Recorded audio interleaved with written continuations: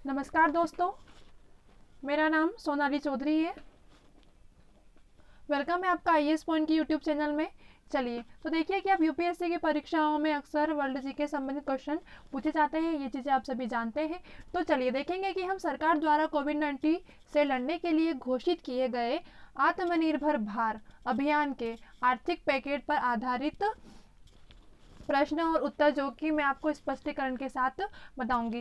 तो वीडियो को लास्ट तक आप जरूर देखिएगा और लाइक कमेंट करके बताइए कि आपको हमारा वीडियो कैसा लगा। इसके साथ साथ अगर आपको किसी भी क्वेश्चन का आंसर पता है तो आप क्वेश्चंस के आंसर कमेंट जरूर कीजिए, क्योंकि आप अगर एक बार लिखा हुआ कभी नहीं भूलते हैं। ठीक है, जो आपने लिख दिया वो आप कभी नहीं भूल सकते, इसलिए आपको अगर क्वेश्चन का आंसर पता है तो आप कमेंट जरूर कीजिए। इसके साथ साथ जो हमारा आज का टॉपिक होगा वह होगा भारत में जो अभियान शुरू किए गए हैं उनके संबंधित आपके क्वेश्चन आंसर रहेंगे। तो चलिए स्टार्ट करते हैं हमारे आज का पहला क्वेश्चन। पहला प्रश्न है हमारा, प्रधानमंत्री नरेंद्र मोदी ने आत्मनिर्भर भारत अभियान के माध्यम से कितने आर्थिक राहत पैकेज की घोषणा की गई है। चलिए ऑप्शन देख लेंगे। 10 लाख करोड़ रुपए, 15 लाख करोड़ रुपए, 20 लाख करोड़ रुपए या 25 लाख करोड़ रुपए। अगर आपको इसका आंसर पता है तो आप कमेंट जरूर कीजिए। चलिए तो हम देखेंगे। इसके साथ साथ और चीज़ें आप जान लीजिए कि आत्मनिर्भर जो भारत है, इसका जो अभियान है, इसका उद्देश्य क्या है? आर्थिक आत्मनिर्भरता हासिल करना। ठीक है, जो आत्मनिर्भर अभियान जो शुरू किए गए हैं भारत में, इसका अर्थ भी आप जान लीजिए।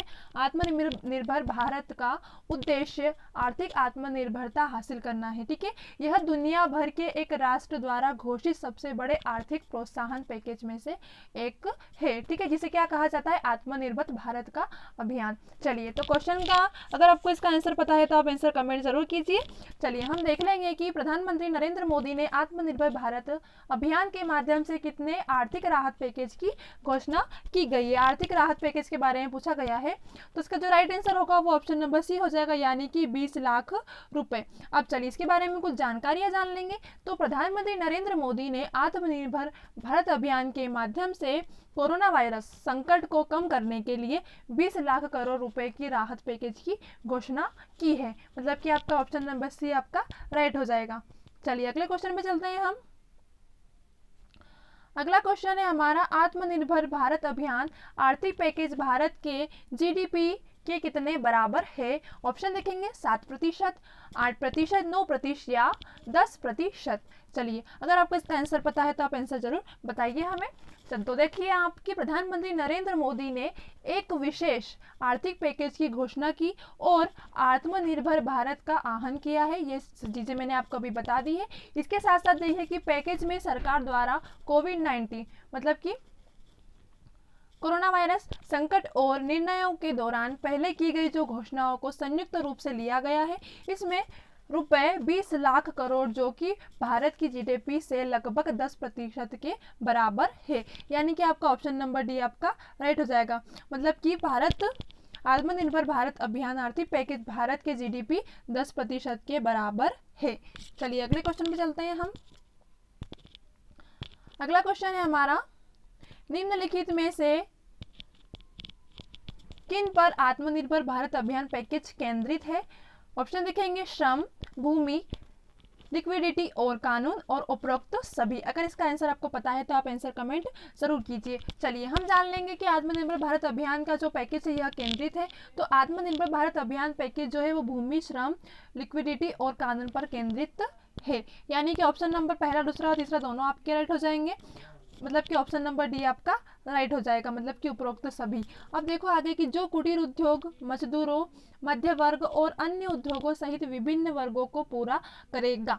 ठीक है, यानी कि जो श्रम, भूमि और लिक्विडिटी और कानून है यह क्या करेगा? तो यह कुटीर उद्योग, मजदूरों, मध्य वर्ग और अन्य जो उद्योग होते हैं उनके सहित विभिन्न वर्गों को पूरा करेगा, यानी कि ऑप्शन नंबर डी आपका राइट हो जाएगा। अगले क्वेश्चन में चलते हैं हमारा। अगला क्वेश्चन है, वित्त वर्ष 2020-21 के लिए स्रोत पर कर कसौटी और स्रोत पर संग्रहित कर की जो दरें हैं इसमें कितने प्रतिशत कटौती की घोषणा आत्मनिर्भर भारत अभियान के तहत की गई है। ठीक है, चलिए ऑप्शन देखेंगे। 20%, 21%, 23% या 25%। तो देख लीजिए कि निवासियों को सभी गैर वेतनभोगी भुगतानों के लिए टीडीसी, किसके द्वारा, टीडीसी, ठीक है, टीडीसी के द्वारा दर और स्रोत दर और एकत्र किए गए हैं। किस किस को, टीडीसी दर और स्रोत दर को क्या किया गया है, एकत्र मतलब कि सम्मिलित किया गया है। इस कारण में 2020-21 की शेष अवधि के लिए आवश्यक दरों के 25% से कम होने जा रहे हैं, मतलब कि ऑप्शन नंबर डी आपका राइट हो जाएगा। ठीक है, कितने भारत सरकार के तहत की गई है, मतलब कि कटौती की गई तो 25% कटौती की गई है। ऑप्शन नंबर डी आपका राइट हो जाएगा। अगले क्वेश्चन पे चलते हैं हम।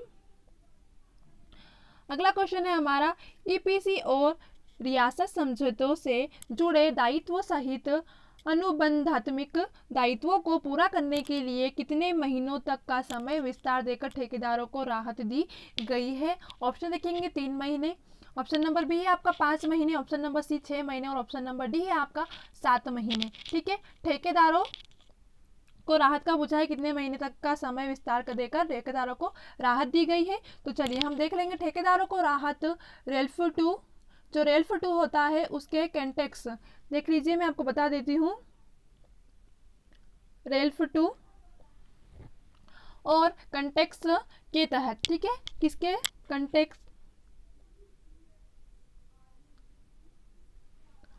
कंटेक्स के तहत रेलवे, सड़क परिवहन एवं राजमार्ग मंत्रालय और मतलब राजमार्ग जो मंत्रालय है, इसके बाद सीपीडब्ल्यू जैसी सभी जो केंद्रीय सुविधाएं हैं, इनके तहत क्या किया जाएगा कि इनके साथ 5 महीने की जो अनुबंधित दायित्व है, इसमें 5 महीने का समय विस्तार देकर ठेकेदारों को राहत दी गई है। ठीक है, जिसमें क्या आ जाएगा, जिसमें रेलवे, सड़क परिवहन और राजमार्ग मंत्रालय उपस्थित जो मेन रूप से होंगे। ठीक है, चलिए इसका ऑप्शन नंबर कौन सा राइट हो जाएगा, इसका ऑप्शन नंबर सी आप करेक्ट हो जाएगा, यानी कि 6 महीने। चलिए अगले क्वेश्चन में चलते हैं हम।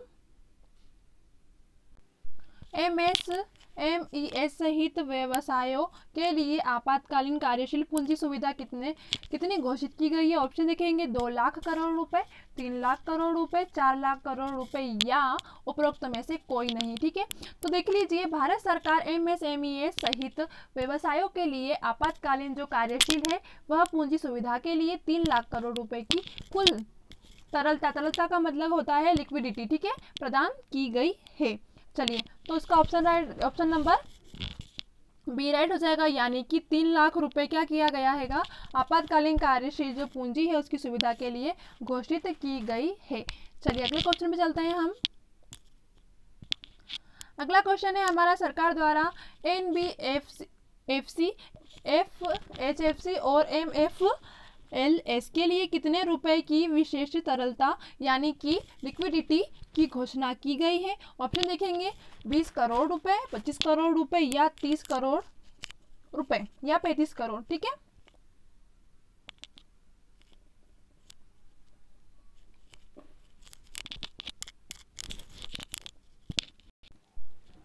चलिए तो देख लेंगे हम ऑप्शन पावर, जो सरकार ने विशेष तरलता, ठीक है, तरलता का मैंने आपको मतलब बता दिया है, लिक्विडिटी होता है। तो इसमें क्या, इस योजना के लिए 30 करोड़ रुपए, 30,000 करोड़ रुपए की घोषणा की गई। तरलता लिक्विडिटी आरबीआई द्वारा, किसके द्वारा, आरबीआई द्वारा एनबीएफसी, एचएफसी और एमएफएलएस के लिए दी जा रही है, यानी कि ऑप्शन नंबर सी आपका राइट हो जाएगा। अगले क्वेश्चन में चलेंगे हम। अगला क्वेश्चन है हमारा, पावर फाइनेंस कॉर्पोरेशन और रूरल इलेक्ट्रॉनिफिकेशन कॉर्पोरेशन द्वारा इस अभियान के तहत डिस्कॉम के लिए कितने रुपए की लिक्विडिटी सुलभ की जाएगी। ऑप्शन देख लीजिए आप, 70 करोड़, 78 करोड़, 85 करोड़ या 90 करोड़ रुपए। ठीक है, चलिए तो देखिए, पावर जो फाइनेंस है कॉर्पोरेशन और रूरल इलेक्ट्रॉनिक्स, ठीक है, फिकेशन कॉर्पोरेशन के तहत डिस्कॉयम में लिक्विडिटी को 2 समान किस्तों में मतलब कि 90 करोड़ रुपए तक सुलभ करवाएगी। इस राशि का जो उपयोग है यह होगा डिस्कॉम द्वारा टॉपसिम और कंपनियों के अनेक जो बकाये हैं उसे भुगतान के लिए किया जाएगा, मतलब कि जो कंपनियों में दूसरे जो भुगतान है इनके लिए इसका प्रयोग किया जाएगा। सीधी भाषा में अगर आपको बताया जाए तो इसका राइट आंसर क्या हो जाएगा, ऑप्शन नंबर डी, यानी कि 90 करोड़ रुपए। ठीक है, चलिए तो इसके साथ साथ हमारा जो आज का टॉपिक था यह किस समय था, यह भारत के जो प्रमुख अभियान अभी आत्मनिर्भर भारत अभियान के क्वेश्चन आंसर थे। तो इन क्वेश्चनों को आप अच्छे से रिवाइज कर लीजिएगा, और अगर आपको कुछ पूछना है तो आप कमेंट बॉक्स में ज़रूर पूछ सकते हैं, जिसका आपको आंसर ज़रूर मिल जाएगा। चलिए तो मिलते हैं हमारी अगली क्लास में, तब तक के लिए